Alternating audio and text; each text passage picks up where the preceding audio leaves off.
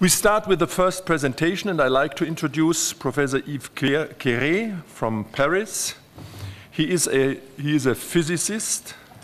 He made his PhD in Paris-Orsay, worked for about 10 years at the École Polytechnique in Paris, and is today, he is member of the Académie des Sciences, of the Académie des Sciences since 1991, and he is today co-chair of the International Academy panel, and he will speak about a topic which I mentioned already yesterday in my presentation, the importance of the natural sciences, where the Arab and the Islamic world had a great tradition, and maybe it is rediscovered in Europe, not only for the higher education system, but starting from the early childhood. I give the floor to Professor Quéré. Thank you, Mr. Chairman. Indeed, I shall walk into your pace of yesterday, I think, partly. Ladies and gentlemen, I'm so happy to be here in this extraordinary university, Bilkent University, in this beautiful country and among our friends of the Islamic Academy of Sciences. Yesterday on this screen, we have seen a beautiful metaphor of this university, which was a tree, a beautiful tree with leaves and flowers. And this, I repeat, is a beautiful image, but if we have a beautiful big tree, we must have first a small tree. We must have even a seed. So we should come back to the small tree, and the small tree, to have a big tree, this is the children. We have to think of children before thinking of students in the university. And we have to have the children not only learn science, not only learn natural science, but love it. We must have the children love science and be hungry of science. And this is what I would like to tell you today. In particular, due to the fact that in the last 10 years, this is a subject which has become worldwide important. 10 years ago, I think there would not be a lecture like this one. Nobody was thinking of children in schools. Now we have perhaps 30 or 40 international meetings per year on this subject. Last week I was in Toulouse for such a meeting, international meeting on science education, and last week and next week I shall be in Belgrade for the same reason. Okay, so this is the panorama, the landscape.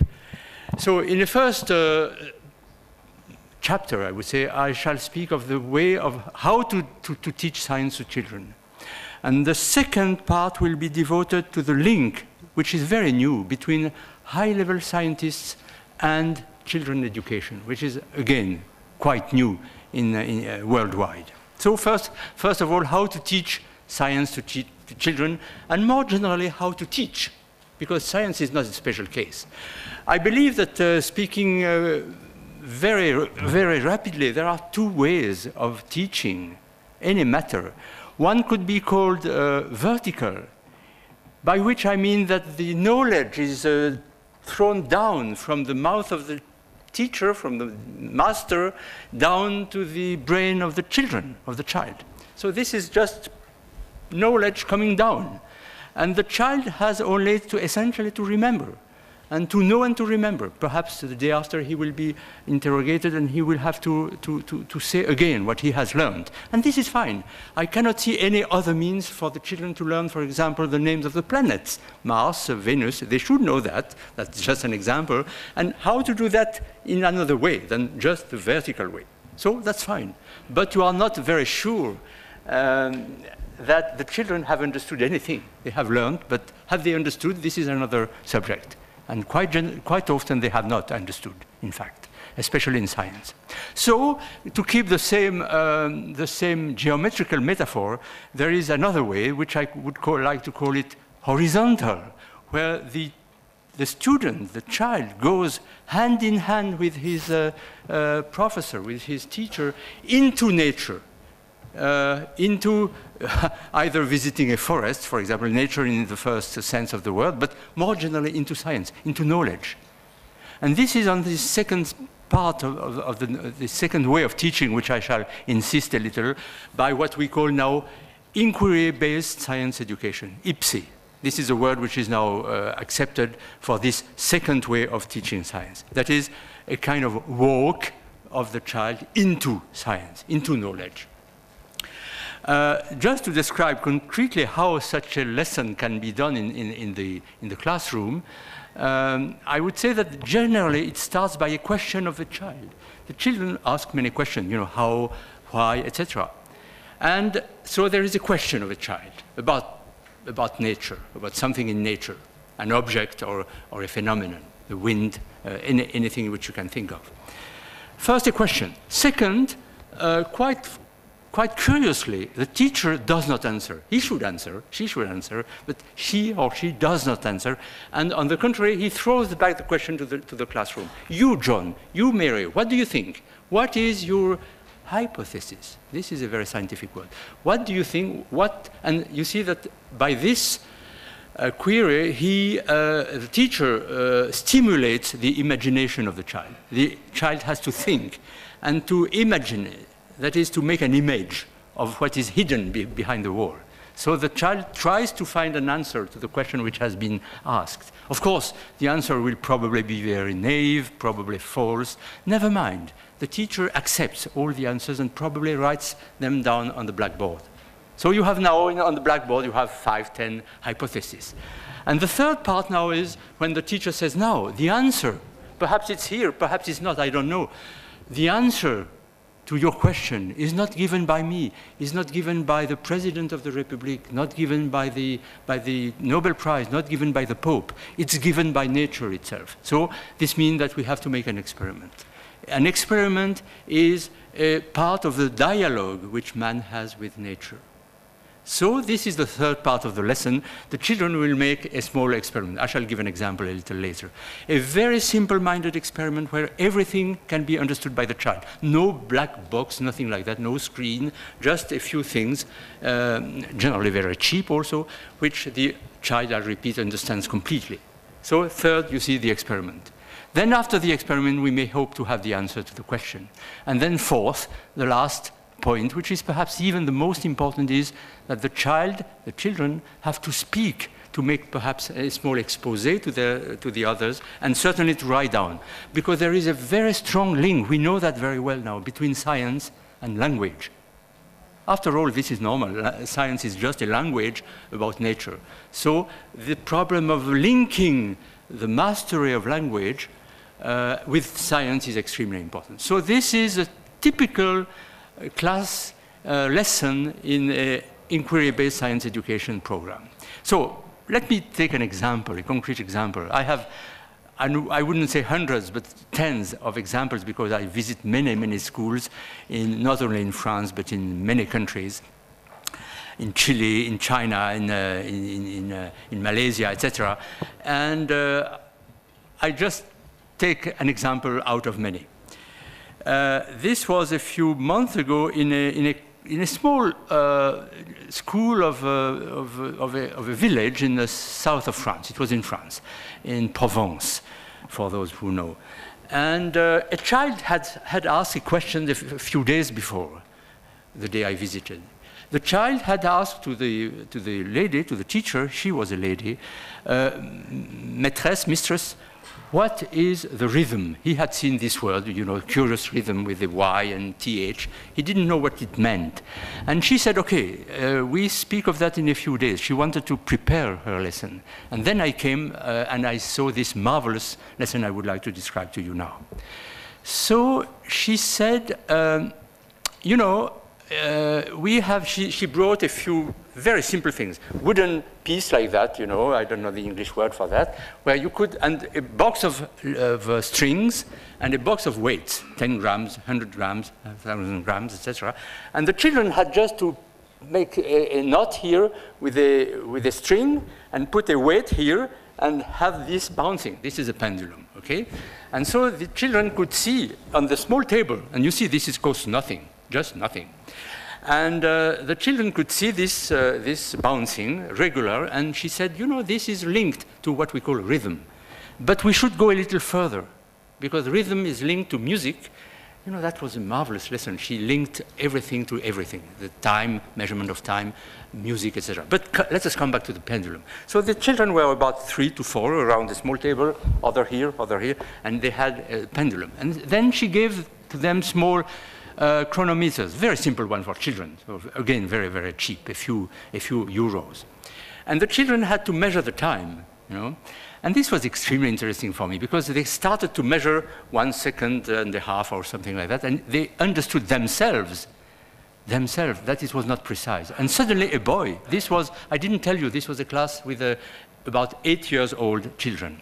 A little boy said, oh, madame, I think it should be better if we have 10 bouncings and divide by 10. You see, he had discovered what is normal for us, the precision. So immediately the other children understood, and they had 10 bouncings and divided by 10. It was very nice to see them 7, 8, 9, 10. Yeah. So now they had a relatively precise measurement, and in this table, 1.3 seconds, 1.5 seconds here, 1.8, and suddenly something happened which was very curious to me.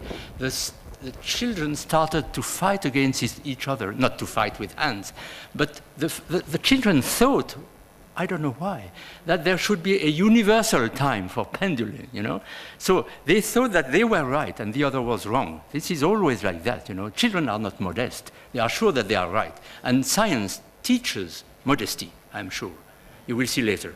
So the teacher said, no, you are not, you have not to fight. I think I have looked at all of you. Your measurement is good here, it's good here, it's good here. So came now the second question, why are the pendulum different?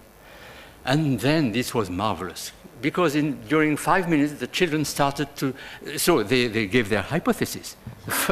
Can you imagine that the first hypothesis was that a little boy said, I think it's the way we make the knot here, you know.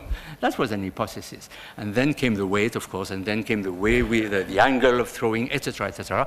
After 2 or 3 minutes, we had 10 hypotheses on the blackboard, including, of course, the length. And so the teacher said, now we are inquiry-based science education. We are making a kind of police inquiry, you know. And the children were, you cannot imagine how the children were excited. They had to find out of these 10 hypotheses which was the good one. And also you can imagine that during 5 minutes they did stupid things. They were just changing everything. They were so impatient, so they were changing the length and the weight simultaneously, etc. And then a little girl, the teacher said nothing, but a little girl said suddenly she was looking, not really manipulating. Girls are very often more, perhaps theoretically minded, I don't know. But she was thinking and she said, in a very, very naive and awkward sentence, she said, Madame, on ne peut pas faire tout en même temps. It's not possible. We should not do everything in the same time. This little girl had understood this evident thing that when you have a multi-parameter phenomenon, like you must, of course, change the parameters one per one. And this is an immensely important thing to learn for children. It's not only the pendulum, it's all your life which is implied in this evidence. So the children understood immediately, and they started to do what they had to do. And in 3 minutes, I think they had the result. The weight was not important, the angle was not important, etc., only the length. So immediately after the teacher made a comment about this. Oh, there is a translation, I didn't know. I'm sorry, I'm speaking too fast. So I shall speak slowly now. Excuse me, Madam Translator. Now they had the answer. The length, and the length only, was the useful parameter for the pendulum. And the teacher made a beautiful comment about this, starting from the pendulum and expanding it to complex phenomena in life and in society, like climate, like conflicts, like medical problems, etc., telling, you know, children, if at the TV or in your newspaper you see in huge problem like a conflict, you see immediately somebody who, or something which is said to be the cause. Be careful. Be careful, because in all the human events, you have to make a very careful analysis. You know, this was very, and then it continued marvelously in the following way. I should perhaps try to show it to you. So now you have a pendulum. Essentially, it was something like that, you know. And she said to them, to each of these tables. So you had a pendulum, and she said to them, now we are going to go a little further, because there is something important in the pendulum. And she asked them to measure the rhythm, top, top, top, top. And she said to them, we divide by 4, the length. And they divided by 4. It's very simple to divide by 4. And she said to them, measure now again the rhythm, top, top, top, top. It's just the half, you know. And so they started in their exercise book to write 2 columns. If I had a blackboard, I would write here 2 columns with the 2 columns of numbers.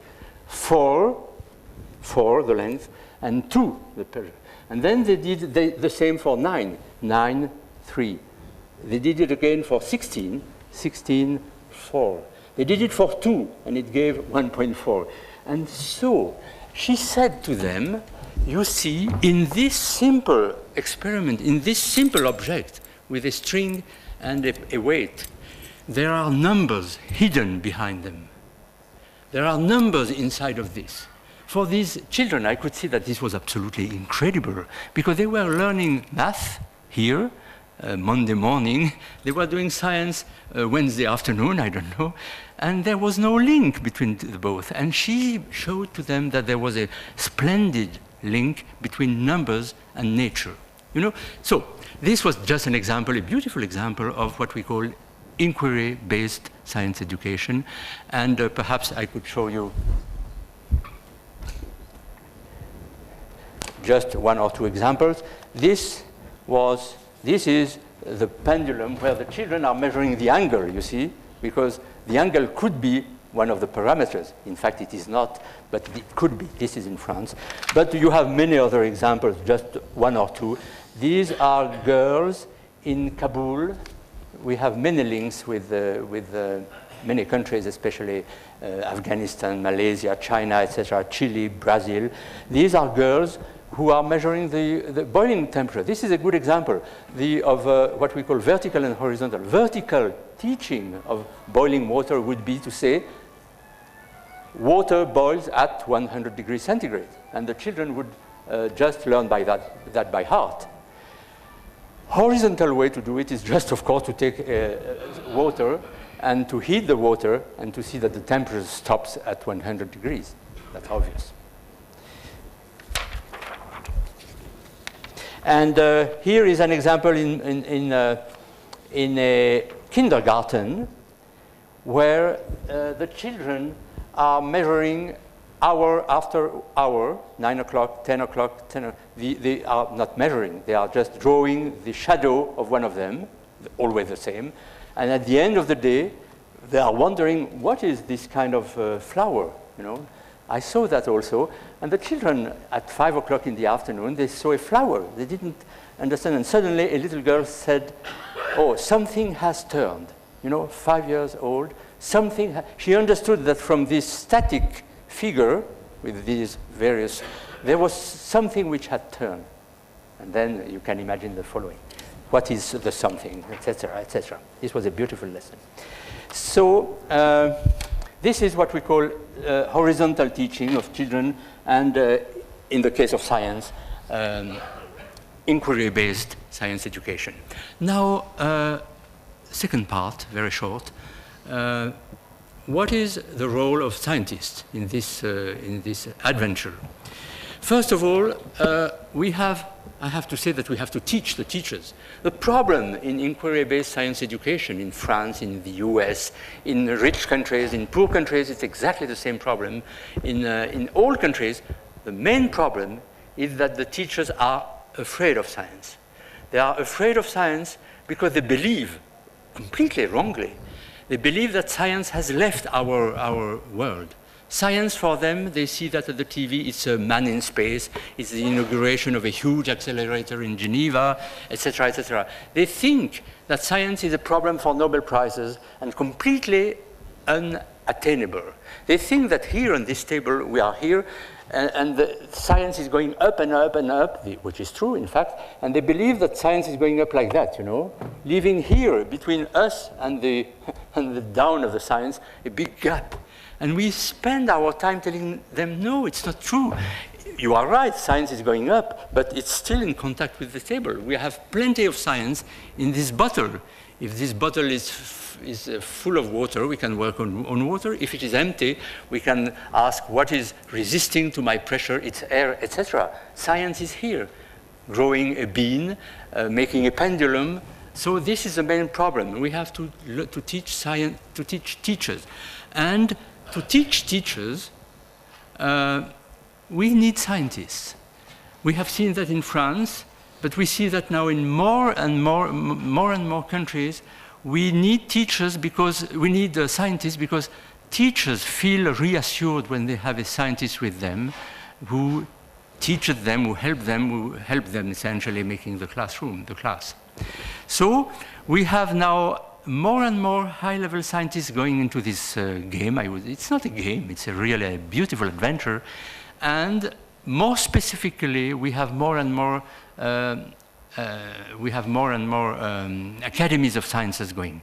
The IAP, as you know, Mr. Chairman, you mentioned the IAP. This is the assembly of many of the academies in the world, and the IAP has a program in science education of children, which means that in many countries now, about 30 academies of sciences in the world, I repeat, including the largest one, like the American one, Swedish, French, English, etc., and small academies are just giving the hand to the school teachers. Yes, I have finished. I have just one more slide. Just to say that this is not a completely national adventure. We have now more and more experiments which are done at the international level. I just show you here the measurement of the radius of the Earth, as you probably know, the method of Eratosthenes, which consists in measuring shadows of a stick. And we have about 30 countries now involved. On the 21st of June, this goes from South Africa to Sweden, including Lebanon, France, Egypt, many countries, where the children measure simultaneously and by internet give the measurement. That's marvelous to see these children working together on such a problem. The last picture will show you what is the result on the children of such a science education. Well, they love it. They become certainly a little more modest because they see that their hypotheses are most of the time wrong. And this is important. Science is a modest activity. They have their imagination working. They have their curiosity, which is developed. And last, but possibly not quite least, they change their image of the scientist. This is the terrible image. And these are done in Chile, these are done in the States, this is done in France. But you just ask a child, 8 years old here, please make the drawing of a scientist. If he has not studied science, you know, he is just in school, he has no science, this is a kind of scientist, awful man, a man who is alone, who is, here it's in French, a scientist is often closed and not comprehensible, you know, and awful man. You wouldn't like to meet this man in the street, I think. And here is when he has done practiced some IPSE, some inquiry based. Now you have men and women. They work together. They are used to working in team, and this is nice. You know, they are smiling and they are happy to work together. And if we can give, I repeat, and this is my last. This was my first sentence, and this is my last one. If we can give to the children the love of science, I think we will not have lost our time. Thank you.